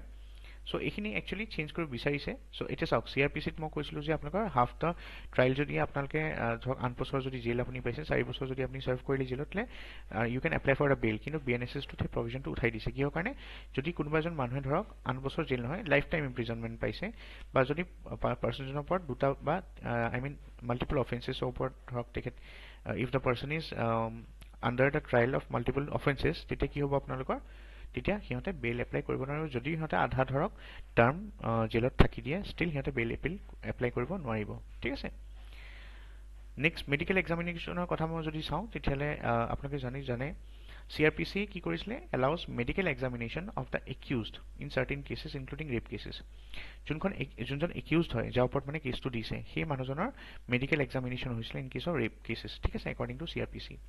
such an examination is done by registered এই কেছ ষ্টেচনাৰ যোনে এই কেছ ধৰক মেডিকেল প্ৰেক্টিচনাৰ এজন থাকিব ডক্টৰ এজন তেখেতে আহি পেলাই যোনজন মানে ৰেপ কৰিছে যোনে অফেন্সটো কৰিছে সিহঁতৰ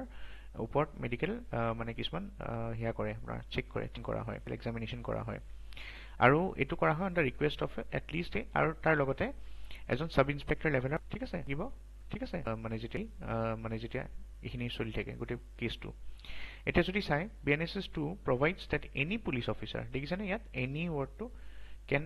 request such an examination আগতে SI লেভেলৰ এজন পুলিচ অফিচাৰে যেতিয়া ৰিকুৱেষ্ট কৰিব ঠিক মেডিকেল এক্সামিনেশ্যন কৰিবলৈ অফ দ্য একিউজড তেতিয়াহে এজন মেডিকেল প্ৰেক্টিচনাৰে ধৰক সেই ইনস্পেকশ্যনখিনি কৰিছিলে কিন্তু এতিয়া যদি চাইটো ভাল কৰিছে বাৰু এতিয়া আপোনাৰ SI লেভেলৰ অফিচাৰ যদি প্ৰেজেণ্ট নাথাকেও থানাত তেতিয়া বেলেগ লেভেলৰ যোনটো লোৱাৰ অফিচাৰ্ছ হয় সিহঁতেও কিছুমান আপোনাৰ ধৰক মানে সেয়া কৰিব পাৰে, সিহঁতেও ৰিকুৱেষ্ট কৰিব পাৰে এজন মেডিকেল প্ৰেক্টিশ্যনাৰক যাতে তেখেতসকলেও সেই একিউজজনক যোনজনে অফেন্সটো কৰিছে তেখেতক যাতে তেখেতৰ মেডিকেল এক্সামিনেশ্যন এটা কৰিব পাৰে। ঠিক আছে, চ' অলপ ফ্লেক্সিবিলিটি আনিছে আপুনি ক'ব পাৰে। ফৰেনচিক ইনভেষ্টিগেশ্যনৰ কথা যদি চাওঁ, BNSS 2ৰ কথা মই কৈছিলোঁ যে ফৰেনচিক ইনভেষ্টিগেশ্যন কৰা হ'ব এতিয়া যদি আপোনাৰ 7 বছৰ ইমপ্ৰিজনমেণ্ট দিয়া হয় in that case. Okay, signature and finger ইম্প্ৰেশ্যনৰ কথা মই কৈছিলোঁ আপোনালোকক যে CRPC এম্পাৱাৰ কৰিছিলে মেজিষ্ট্ৰেটক to order any person to provide specimen signatures or hand writing. আৰু এতিয়া যদি চাই আগতে এই দুটা বস্তুহে আছিলে, স্পেচিমেন চিগনেচাৰ হেণ্ড ৰাইটিং। এতিয়া BNSS 2 আণ্ডাৰত কি হৈছে, এইটো CRPCত আছিলে। ঠিক আছে, CRPC আণ্ডাৰত আপোনালোকৰ মেজিষ্ট্ৰেটে যিকোনো মানুহক, ঠিক আছে, লাগিলে তেখেত ক্ৰিমিনেল হওক নহওক বা এভিডেন্স হিচাপে যদি চাই তেখেতে এভিডেন্স কালেক্ট কৰিবলৈ কাৰণে মেজিষ্ট্ৰেটে CRPCয়ে এম্পাৱাৰ কৰিছিলে এজন মেজিষ্ট্ৰেটক টু কালেক্ট দিয়া specimen signatures or hand writing. BNSS 2 এখনে এই দুটাটো ৰাখিছে, hand writing and specimen signature, তাৰ উপৰিও ফিংগাৰ ইম্প্ৰেশ্যন আৰু ভইচ চেম্পলছো কালেক্ট কৰিবলৈ এতিয়া দিব পাৰে। ঠিক আছে, চাওক, it allows this samples to be collected from person who has not been arrested. যদি কোনোবা এৰেষ্ট হোৱা নাই বা সেই কেছটোৰ লগত জড়িত আছে বা এজ এ এভিডেন্স ইউজ কৰিব পাৰি তেখেতৰ,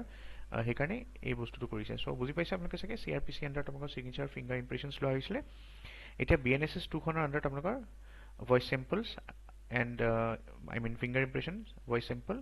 হেণ্ড ৰাইটিং আৰু চিগনেচাৰ গোটেইখিনিয়ে ল'ব পাৰে। টাইমলাইনৰ কথা যদি চাওঁ, টাইমলাইন ফৰ প্ৰচিডিউৰ্ছ ইয়াত দিয়া আছে যে বেলেগ বেলেগ কেছত যোনটো আপোনালোকৰ এক্সামিনেশ্যন হয়, আপোনালোকে গম পায় যে ভিক্টিমছবিলাকৰ ৰিপৰ্টছ এণ্ড অল সেইবিলাক ছাবমিট কৰিব লাগে। মেডিকেল প্ৰেক্টিশ্যনাৰ্ছবিলাকে যোনখিনি ভিক্টিমছ হয় সিহঁতৰো আপোনালোকৰ যোনটো মেডিকেল ৰিপৰ্ট হয় সেইটো ছাবমিট কৰিব লাগে দুটা ইনভেষ্টিগেটিং অফিচাৰ উইদিন 7 days, 7 দিনৰ ভিতৰত সেই মেডিকেল প্ৰেক্টিশ্যনাৰজনে যাক দায়িত্ব দিয়া হৈছে চ' তেখেতে ৰিপৰ্টখিনি পঠাব লাগিব উইদিন 7 days যাৰ ৰেপ হৈছে। ঠিক আছে, চ' এইটো এটা আপুনি ফিচাৰ বুলি ক'ব পাৰে। এতিয়া আমি হায়াৰাৰ্কিখিনি চাওঁ বলক কোৰ্টৰ।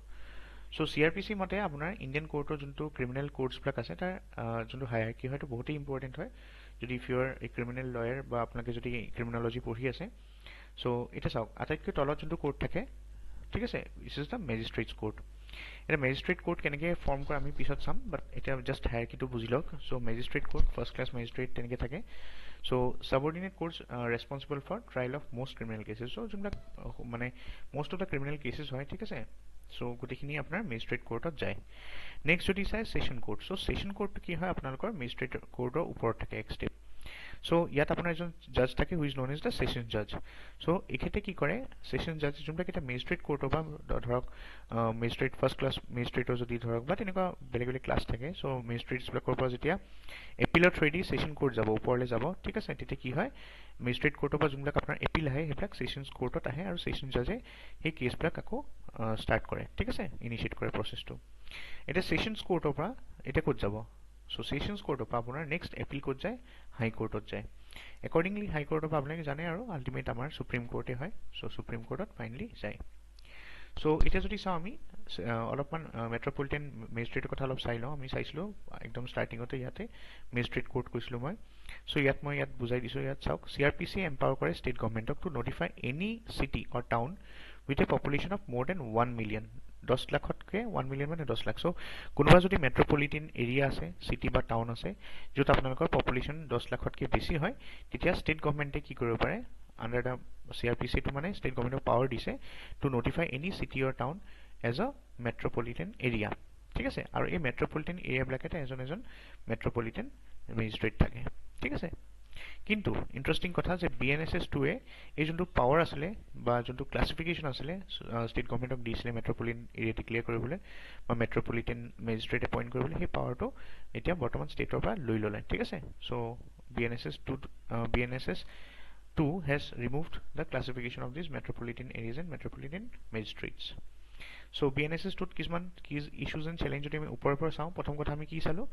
যে যোনটো আপোনাৰ পুলিচ কাষ্টডি চিষ্টেম আছিলে সেইটো কি অল্টাৰ হ'ল। কাৰণ আগতে 15 days একেলগত ৰাখিব লাগিব পুলিচ কাষ্টডিত, এতিয়া কি হ'ল আপোনাৰ ভাগ ভাগকৈ ৰাখিব লাগিব। চ' এনেকৈ হ'লে কি বেইল পাব দিগদাৰী হৈ যায়, ঠিক আছে। নেক্সট কি ইছ্যু বা চেলেঞ্জ কি হয়, ইয়াত powers of police has been expanded, আমি দেখা পাইছোঁ, right. Next, power of using handcuffs may infringe on the accused personal liberty. Already Supreme Court এইটো কৈছিলে যে handcuff use কৰিব নালাগে। Still এই একখনৰ আণ্ডাৰত আপুনি যদি চাই handcuff use কৰিব দিছে under certain situations, যেনেকৈ আপোনালোকৰ organized crime and all সেইবিলাকত। তাৰপিছত যদি চাওঁ মেণ্ডেটৰী বেইল যোনটো এপ্লাই কৰে in case of multiple charges এইটো লিমিটেড হৈ গৈছে আপুনি আগতে প্ৰভিজনটো জানিছিলে যে বেইল আপোনালোকৰ এপিল কৰিব পাৰিব এপ্লাই কৰিব পাৰে যদি আপোনালোকে ধৰক ইউ কেন চে লাইক আপুনি হাফ যোনটো আপোনালোকৰ ধৰক যোনটো পানিছমেণ্ট হয় আপোনাৰ যদি 8 ইয়াৰ্ছ হয় ঠিক আছে টোটেল যদি 8 ইয়াৰ্ছ অফ আপুনি ধৰক মানে ইমপ্ৰিজনমেণ্ট পাইছে চ' আপুনি যদি 4 ইয়াৰ্ছ কমপ্লিট কৰিলে চ' এই 4 ইয়াৰ্ছৰ মাজত আধা হৈ গ'ল যে আপোনালোকৰ 4 ইয়াৰ্ছটো জেলত থাকিলে চ' ইয়াৰ পিছত যোনটো টাৰ্ম থাকে এই পাৰ্টটোত আপোনালোকে বেইল এপ্লাই কৰি দিব পাৰিছিলে আগতে ঠিক আছে for all the type of offences এনেকুৱা কথা নহয় এতিয়া এনেকুৱা কৰিলে যে আপোনালোকৰ যোনবিলাক লাইফ টাইম ইমপ্ৰিজনমেণ্ট হয় সেইবিলাকত আপুনি বেইল নাপায় ঠিক আছে ফৰ লাইফ টাইম ইমপ্ৰিজনমেণ্ট নাপাব আৰু কিহত নাপাব সাপোজ আপুনি যদি মাল্টিপল অফেন্সেছ বা আপোনাৰ মাল্টিপল চাৰ্জ আছে against different offences or the same offences multiple charge আছে তেতিয়া আপুনি বেইল নাপায় এইটো এটা কি চেলেঞ্জ হয় next scope of plea bargaining may be limited আগতে প্লি বাৰ্গেনিং বোলা এটা বস্তু আছিলে আপুনি নিজৰ পানিছমেণ্টটো কমাবলৈ কাৰণে তেনেকৈ মানে CRPC আণ্ডাৰত এইটো প্ৰভিজন আছিলে যে আপোনালোকে কেছটো মানে যেতিয়া চাৰ্জশ্বীট বনায় তাৰ এৰাউণ্ড 40 ডেইজৰ ভিতৰত আছিলে নেকি মষ্ট প্ৰবলি চাই ল'ব এইটো মানে ইম্পৰ্টেণ্ট নহয় জাষ্ট মই কৈ থৈছোঁ আৰু কথাটো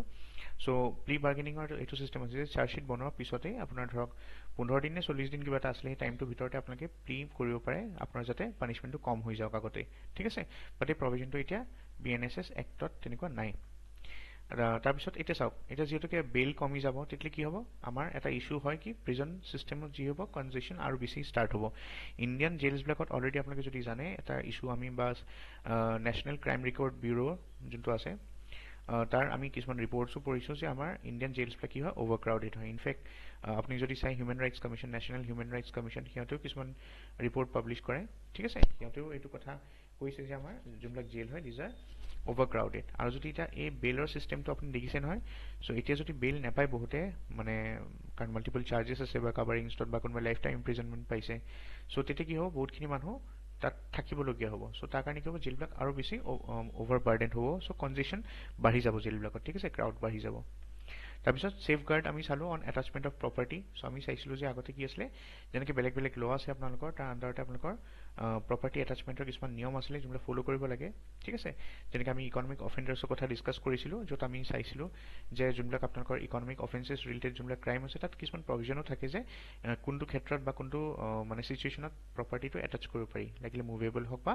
নন মুভেবল হওক বাট ইয়াত আমাৰ BNSS এক্টখনত কোনো ছেফ গাৰ্ড তেনেকুৱা দিয়া নাই প্ৰপাৰ্টি মানে যেতিয়া ইচ্ছা কনফিস্কেট কৰিব পাৰে যদি মানুহজন তেনেকুৱা অফেন্স কৰিছে ঠিক আছে ইকনমিক অফেন্স তাৰপিছত আৰু এটা চালোঁ ইছ্যু কি হয় বহুতকেইটা লজৰ লগত একচুৱেলি অভাৰলেপিঙো হয় পুৰণি এক্টবিলাকৰ লগতো কিছুমান আছে সেইবিলাকৰ লগত অভাৰলেপ স্পেচিয়েল লজবিলাকৰ লগত বা ষ্টেটৰ লবিলাকৰ লগত কি হয় অভাৰলেপিং হয় চ' BNSS এক্টখনৰ কিছুমান প্ৰভিজনছ অভাৰলেপ হয় so' these are the challenges and issues next আমাৰ লাষ্টখন হ'ল ইণ্ডিয়ান এভিডেন্স এক্ট যোনখন ৰিপ্লেচ কৰিছে BSS বুলি কওঁ চ' ভাৰতীয় সাক্ষ্য ছেকেণ্ড সংহিতা ঠিক আছে চ' BSS আমি শ্বৰ্টত কওঁ it will replace the Indian evidence act 1872 ইয়াত যদি চাওঁ আমি কি আছে চ' এতিয়া চাওক এভিডেন্স এক্টে কিহৰ লগত জড়িত হয় যোনখিনি আপোনালোকে এভিডেন্স বা আমি সাক্ষী বুলি কওঁ ৰাইট সাক্ষ্য যে ৱৰ্ডটো আছে ইয়াত সাক্ষ্য মানে সাক্ষী বুলি ক'ব পাৰে ভাৰতীয় সাক্ষ্য সংহিতা মানে সাক্ষীৰ লগত জড়িত হয় এভিডেন্স চ' এতিয়া কনফেশ্যনছ তাৰপিছত relevancy of fact burden of proof etcetera এইবিলাক কি গোটেইখিনি সাক্ষী আণ্ডাৰত আহে ঠিক আছে এতিয়া সাক্ষী যদি ইভিডেন্সৰ কথা চাওঁ দুই টাইপৰ হয় ঠিক আছে এটা সাক্ষী কেনেকুৱা হয় লিখিত ডেট ইজ ডকুমেণ্টাৰী আৰু এটা হয় মৌখিক ডেট ইজ অৰেল এটা যদি চাওঁ ডকুমেণ্টাৰী ইভিডেন্সৰ ভিতৰত আকৌ দুটা টাইপ থাকে এটা কয় প্ৰাইমেৰী এটা ছেকেণ্ডেৰী ইভিডেন্স বুলি কয় ঠিক আছে এতিয়া আগতে এনেকুৱা আছিলে আপোনালোকৰ CRPC আণ্ডাৰত প্ৰাইমেৰী ইভিডেন্স ছেকেণ্ডেৰী ইভিডেন্স এনেকুৱা আছিলেতো চ' আগতে যোনবিলাক আপোনালোকৰ প্ৰাইমেৰী ইভিডেন্স আছিলে সেইবিলাকত আপোনাৰ ইলেক্ট্ৰনিক ৰেকৰ্ডবিলাক কিন্তু প্ৰাইমেৰী ইভিডেন্সত নাছিলে মানে ইণ্ডিয়ান এভিডেন্স এক্টৰ মতে ছেকেণ্ডেৰী ইভিডেন্স হিচাপে আছিলে ইলেক্ট্ৰনিক ৰেকৰ্ডখিনি বাট আপুনি যদি BNSত চাই এতিয়া সিহঁতে কি BNS এক্টখনৰ আণ্ডাৰত কি কৰিছে আপোনালোকৰ যোনবিলাক আপোনালোকৰ I mean ইলেক্ট্ৰনিক যোনবিলাক ৰেকৰ্ডছ আছিলে সেইবিলাকক এতিয়া আগতে ছেকেণ্ডেৰী আছিলেতো ইণ্ডিয়ান এভিডেন্স এক্টত এতিয়া এই এক্টখনৰ মতে ভাৰতীয় সাক্ষ্য যোনখন এক্ট হয় তাৰ মতে আপোনালোকৰ ইলেক্ট্ৰনিক ৰেকৰ্ডবিলাকক এতিয়া প্ৰাইমেৰী বনাই দিয়া হৈছে মানে বেছি গুৰুত্ব দিয়া হৈছে ঠিক আছে আচ্ছা তাৰপিছত যদি চাওঁ আমি ইলেক্ট্ৰনিক ৰেকৰ্ডছ ইয়াত চাওক আগতে মই কৈছিলোঁ যে ইণ্ডিয়ান এভিডেন্স এক্টৰ আণ্ডাৰত ইলেক্ট্ৰনিক গুডছবিলাকক কি হয় বা ৰেকৰ্ডবিলাকক আপোনালোকৰ ছেকেণ্ডেৰী ইভিডেন্স হিচাপে ধৰা হৈছিলে বাট এতিয়া যদি চাই এইটো কি প্ৰাইমেৰী ইভিডেন্সৰ তাক মানে ষ্টেটাছ দিয়া হৈছে কি ইছ্যুজৰ কথা যদি চাওঁ চ' ইলেক্ট্ৰনিক এতিয়া চাওক প্ৰথম কথা ইলেক্ট্ৰনিক ৰেকৰ্ডবিলাকক আপোনালোকৰ ইণ্ডিয়ান এভিডেন্স এক্ট যোনখন আছিলে তাত ঠিকেই ৰাখিছিলে মোৰ মতে যে ছেকেণ্ড মানে এই আৰ্টিকেলটোৰ মতে যে আপোনালোকৰ সেকেন্ডাৰী ৰেকৰ্ডত ৰখা হৈছিলে কাৰণটো কিয় electronic record may be easily tampered but এতিয়া যেতিয়াকে ইছ্যু সেইকাৰণে হৈছে বিকজ যেতিয়া আপোনালোকৰ ইলেক্ট্ৰনিক ৰেকৰ্ড ইনফেক্ট এইটো সুপ্ৰিম কোৰ্টেও এইটো ৰিকগনাইজ কৰিছে যে ইলেক্ট্ৰনিক ৰেকৰ্ডবিলাক টেম্পাৰ কৰিব পাৰি ইজিলি আৰু ইয়াক যদি এতিয়া ইলেক্ট্ৰনিক ৰেকৰ্ড আগতে সেকেন্ডাৰী ৰেকৰ্ড হিচাপে ৰখা হৈছিলে সেকেন্ডাৰী মানে এভিডেন্স হিচাপে এটা যদি ইয়াক প্ৰাইমাৰী এভিডেন্স বনাই দিয়া হয় চ' দিয়াৰ মে বি হাই চান্সেছ যে আপোনালোকৰ টেম্পাৰিং এণ্ড কণ্টামিনেশ্যন হ'বই তেনেকুৱা ৰেকৰ্ডছবিলাকৰ ইনভেষ্টিগেশ্যন প্ৰচেছৰ সময়ত ইজিলি টেম্পাৰ কৰি দিব পাৰি ঠিক আছে চ' দিছ এন ইছ্যু প্ৰথম কথা ঠিক আছে নেক্সট যদি চাই আপোনালোকৰ ইয়াত আগতে এনেকুৱা আছিলে আপোনালোকৰ electronic records must be authenticated by certificate to be admissible as documents মানে সেইকাৰণে তাক আগতে কি কৰিছিলে সেকেন্ডাৰী ৰেকৰ্ডত ৰখা হৈছিলে চাওক প্ৰাইমাৰী ৰেকৰ্ড আৰু সেকেন্ডাৰী ৰেকৰ্ডৰ এইটো ডিফাৰেঞ্চ হয় যে এই ৰেকৰ্ডছবিলাক যদি সেকেন্ডাৰী ৰেকৰ্ডক আপোনাৰ ইউজ কৰিব লাগে ৰেকৰ্ড হিচাপে ইউজ কৰিব লাগে চ' এখন আপোনালোকৰ মাৰ্কেট এখন দিবলগীয়া হৈছিলে which ascertains যে ইয়াক আমি সেকেন্ডাৰী ৰেকৰ্ড ইউজ কৰিব পাৰিম প্ৰাইমাৰী ৰেকৰ্ড ইউজ কৰিব পাৰিম যদিও সি ডিজিটেল ৰেকৰ্ড হিচাপে আছে ষ্ট'ৰ হয় ঠিক আছে বাট এতিয়া যদি চাই যিহেতুকে আপোনালোকৰ ইলেক্ট্ৰনিক ৰেকৰ্ডবিলাকক কি কৰিছে আপোনালোকৰ প্ৰাইমাৰী ৰেকৰ্ডত আনি দিছে চ' এতিয়া কি হ'ব কোনো চাৰ্টিফিকেশ্যনৰ দৰকাৰ নহ'ব চ' এইটো হ'লে কি হ'ব দেয়াৰ মে বি এ কণ্ট্ৰেডিকশ্যন চ' মানুহে কোনো চাৰ্টিফিকেটৰ দৰকাৰ নাই চ' ইমান চেক নকৰিব চ' কি হ'ব প্ৰাইমাৰী ৰেকৰ্ডবিলাক ইজিলি টেম্পাৰ কৰি ইভিডেন্স হিচাপে ইউজ কৰিব চ' ইট ইজ এন ইছ্যু ঠিক আছে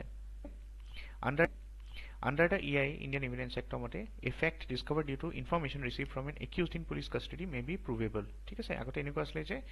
যদি কিবা এটা ফেক্ট ডিস্কভাৰ হৈছে কিবা এটা ইনফৰমেশ্যন পালে ধৰক ফ্ৰম এ একিউজড ঠিক আছে পুলিচ কাষ্টডিত যোনজন একিউজড আছে তেখেতে যদি কিবা এটা ইনফৰমেশ্যন দিলে চ' সেইটো প্ৰুভ কৰিব লাগে কোৰ্টত আকৌ ঠিক আছে কিন্তু আৰু BSB2 এইটো ৰিটেইনো কৰিছে কিন্তু ইয়াত চাওক courts and committees have noted that the facts may be discovered in police custody by correction without adequate safeguards মানে এটা কি হয় চাওক সিম্পল ওয়ার্ডছত ক'ব গ'লে এই যে BSB সৰি ভাৰতীয় যোনটো সাক্ষ্য আই মিন আমাৰ একখন হয় ঠিক আছে চ' এই ইয়াৰ মতে আপোনাৰ কি আছিলে যে চাওক ইণ্ডিয়ান এভিডেন্স এক্টত এনেকুৱা হয় যে যদি কোনোবাই পুলিচ কাষ্টডিত টৰ্চাৰ পাই পেলাই ধৰক কোব পিটিলে আৰু সি ধৰক মিছা কথাটো সঁচা কৰি দিলে ধৰক ঠিক আছে বা তেখেতে এইটো ক্ৰাইম কৰা নাই তেখেতে ধৰক ফ'ৰ্চফুলি বাই কৰেকশ্যন বা কৰেকশ্যন মানে কি হয় কৰশ্যন মানে কি হয় চৰি ফ'ৰ্চ চ' ফ'ৰ্চ দি পেলাই তেখেতক ধৰক সেই বস্তুটো মনোৱাই ল'লে ঠিক আছে so' it will be treated is an evidence ঠিক আছে আৰু সেইটো কোৰ্টত প্ৰুভ কৰিব লাগিব আকৌ সেই চেম বস্তু ৰিপিট কৰিব লাগে কোৰ্টত গৈ পেলাই ৰাইট চ' এতিয়া কি হ'ল এইটো এক্সপেক্ট কৰা হৈছিলে যে এই চিষ্টেমটো অলপ চেঞ্জ কৰিব লাগে কাৰণ কিয় ইয়াৰ কাৰণে পুলিচ টৰ্চাৰ বহুত বেছি হয় পুলিচে মানে ক্ৰাইমটো মনোৱাই লয় ঠিক আছে চ' এতিয়া পুলিচ আৰু ধৰক পলিটিচিয়ানৰ নেক্সাছ আছে ঠিক আছে এই পুলিচক ধৰক কল আহি গ'ল কোনোবা এজন হাই পলিটিচিয়ানৰ পৰা যে এই মানুহজনক এইজনক মানে ফচাব বিচাৰিছে চ' তেখেতক সেই মানে যোনটো ফেক্ট হয় এইটো তেখেতে লাগিলে কৰা নাই বাট লেট হিম মানে তেখেতক টৰ্চাৰ দি পেলাই একচেপ্ট কৰালে ঠিক আছে আৰু চেম বস্তু তেখেতে কোৰ্টত ধৰক এভিডেন্স দি দিলে চ' তেখেতে ক্ৰাইম নকৰা মানুহজনেও ধৰক ক্ৰিমিনেল হৈ গ'ল চ' এই বস্তুটো এটা ইছ্যু হৈ আছিলে আৰু ইট ৱাজ এক্সপেক্টেড যে যোনখন BSB2 হয় তাত সেইটো চেঞ্জ কৰিব ইণ্ডিয়ান এভিডেন্স এক্টত যোনটো নাছিলে চেঞ্জ কৰা বাট বস্তুটো একেই থাকিলে এতিয়াও ঠিক আছে চ' সেইটো এটা ইছ্যু হৈ আছে তাৰপিছত যদি চাই আৰু এভিডেন্সৰ কথা কওঁ IEA and BSB2 allow such information to be admissible if it was obtained when the accused was in police custody but not if he was outside ঠিক আছে চ' এই বস্তুটো একচুৱেলি চেম ৰাখি থ'লে আৰু ইনফেক্ট ল কমিশ্যনেও এইটো ৰিকমেণ্ড কৰিছিলে যে এই বস্তুটো চেঞ্জ কৰিব লাগে যেনে পুলিচ কাষ্টডিত যোনটো আপোনালোকৰ মানুহে ধৰক একচেপ্ট কৰি লয় ঠিক আছে চ' সেই বস্তুখিনি চেঞ্জ কৰিব লাগিছিলে ইনফেক্ট জুডিচিয়েল কাষ্টডিত থাকোঁতে জাজৰ আগত বা মেজিষ্ট্ৰেট আগত যোনটো তেখেতে কথা কয় সেইটোহে একচেপ্ট কৰিব লাগিছিলে as a truth but because কিয় পুলিচ কাষ্টডিত থাকিলে বহুতখিনি টৰ্চাৰ দিয়া হয় আৰু তেখেতৰ পৰা সঁচা কথা উলিওৱাৰ নামত মানে মিছা কথাটো একচেপ্ট কৰোৱা হয় ঠিক আছে চ' সেই তেনেকুৱা কথা ল কমিশ্যনে কিছুমান ৰিকমেণ্ডেশ্যনছো কৰিছিলে যোনবিলাক আপোনাৰ BSB2ত একচেপ্ট কৰা নহ'ল ঠিক আছে একৰ্ডিংলি আপুনি ক'ব পাৰে যে পুলিচ অফিচাৰ যদি আৰু এটা তাৰ ভিতৰত আৰু এটা যদি ল কমিশ্যনৰ ৰিকমেণ্ডেশ্যন আপুনি এক্সাম্পল দিব বিচাৰে ল কমিশ্যনে কৈছিলে যে আপোনালোকৰ যোনজন পুলিচ অফিচাৰ ধৰক যাৰ আণ্ডাৰত কাষ্টডিত সেই মানুহজন একিউজজন এৰেষ্ট হৈ আছে যদি কিবা এটা কাৰণত যদি ফিজিকেল ইনজুৰি হয় চ' এনেকুৱা এটা প্ৰভিজন কৰিব লাগিছিলে যে আপোনালোকৰ যোনজন পুলিচ অফিচাৰ কাষ্টডিত আছে একিউজজন সেই পুলিচ অফিচাৰজনক ডাইৰেক্টলি যাতে মানে ধৰিব পাৰে police officer will be you can say accountable to the judiciary ঠিক আছে কিয় এই মানুহজনৰ ইনজুৰ কেনেকৈ হ'ল বাট এই প্ৰভিজনটো ল কমিশ্যনৰ এই BSB2ত মানে ইণ্ডিয়ান এভিডেন্স এক্টতো নাছিলে আৰু BSB2তো সেইটো অনা নহ'ল চ' দিজ আৰ চাম অফ দ্য ইছ্যুজ যোনবিলাক চলি আছে চ' আপোনালোকে হোপ বুজি পাইছে যে ভাৰতীয় সাক্ষ্য সংহিতা আমি চালোঁ যোনটো ইণ্ডিয়ান এভিডেন্স এক্ট 1872 ৰিপ্লেচ কৰিব তাৰপিছত BNS চালো আমি, ঠিক আছে, BNSS চালো আৰু BNS চালো। চ' BNSS কি হয়, ভাৰতীয় নাগৰিক সুৰক্ষা সংহিতা ছেকেণ্ডখন, CRPC যোনটোৱে ৰিপ্লেচ কৰিব, আৰু এখন আছে আপোনালোকৰ ভাৰতীয় BNS, ৰাইট, ভাৰতীয় ন্যায় সংহিতা, যোনখনে আপোনাৰ IPC 1860ক ৰিপ্লেচ কৰিব। চ' এই তিনিখন আছিলে মেজৰ বিলছ যোনকেইখন মই আনিছিলোঁ, ল হ'ল এতিয়া, আৰু এইখন ইফেক্ট ফ'ৰ্চত আহিব ফ্ৰম 1 জুলাই 2024। মই জল্দি লৈ আহিলোঁ যাতে আপোনালোকে বুজি পাই যাওক গোটেইখিনি। আকৌ ল ষ্টুডেণ্টছখিনিও হয়তো এইখিনি নতুন হ'ব পাৰে আপোনালোকৰ কাৰণে। চ' এইখিনি বস্তু ভালকৈ চাই ল'ব, ঠিক আছে। হোপ ভিডিঅ'টো আপোনালোকৰ কাৰণে ভাল লাগিলে, হেল্পফুল হ'ল, আৰু আপোনালোকে চাব, যদি ভাল পায় এনেকুৱা কোৰ্চখিনি জইন কৰিব পাৰে। আৰু যদি কিবা জানিব বিচাৰে you can WhatsApp me in my number. Thank U.